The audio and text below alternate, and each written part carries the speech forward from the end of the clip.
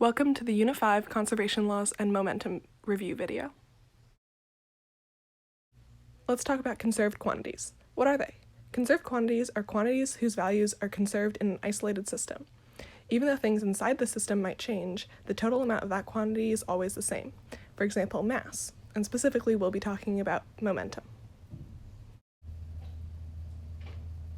So, what is momentum? Momentum is the amount of force a moving object could transfer in a given amount of time, or a measure of how hard an object is to stop. Momentum is always conserved. Momentum is something that all objects have, and it is based on an object's mass as well as its velocity.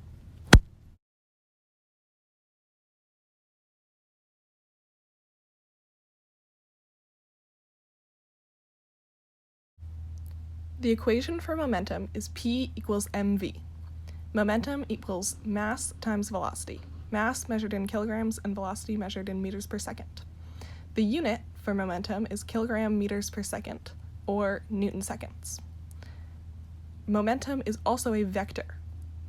An important thing to remember is that the direction of momentum will always be the same as the direction of the velocity.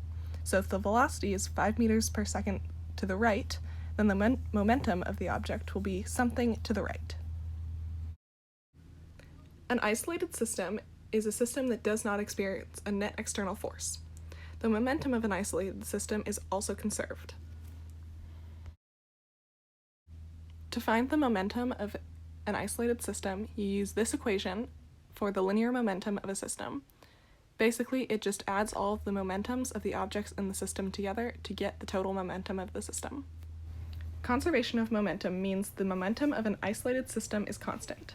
In this equation, you can see how the total initial momentum is equal to the total final momentum. However, non-isolated systems also have their momentum conserved. A non-isolated system is any system that does not interact with a net external force.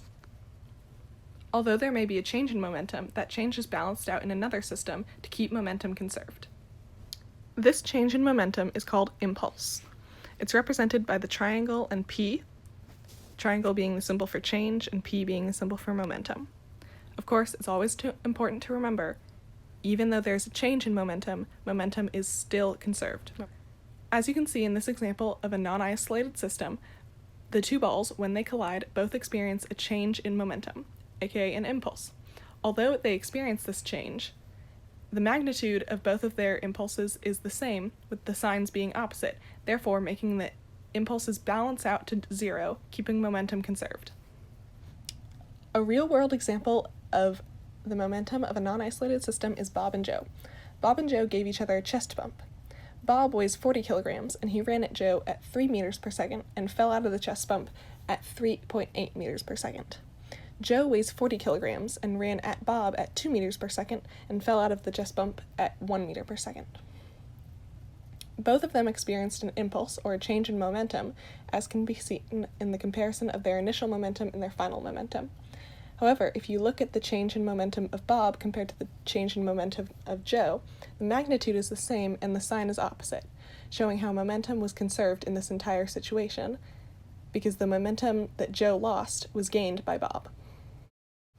In that example, impulse was calculated by subtracting initial from final, but you can also calculate it using this equation, or for varying forces, finding the area under a force-time graph.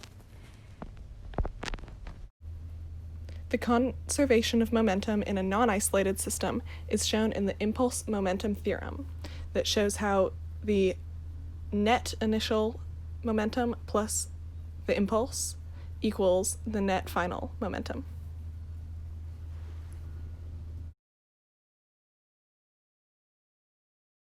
Another important characteristic of an object is the center of mass. The center of mass is the point where the object will balance. The center of mass of a system or an object follows Newton's laws of motion. So if the net external force on a system is 0, the center of mass of the system will not accelerate, and the acceleration of the system's center of mass depends on the net external force on the system and the mass of the entire system. In addition, if all components of a system are in free fall, the center of mass of the system will also be in free fall. Some interesting things about it is that if a thrown object is rotating, the center of mass will still follow a parabolic path. In addition, if an object is launched and then explodes, the center of mass will continue to follow the parabolic path while the fragments go into new parabolic paths. To review, momentum is the measure of how hard an object is to stop, and it is calculated using the equation P equals mv, momentum equals mass times velocity. In an isolated system, momentum is constant and conserved, and in a non-isolated system, momentum is conserved but not constant. Impulse is the change in momentum represented by the P with the triangle. If an object experiences a change in momentum, that momentum is not lost, but it is balanced out in another system, because momentum is conserved. And lastly, momentum is a vector, and the direction of the vector will always be the same as the direction of the vector for velocity.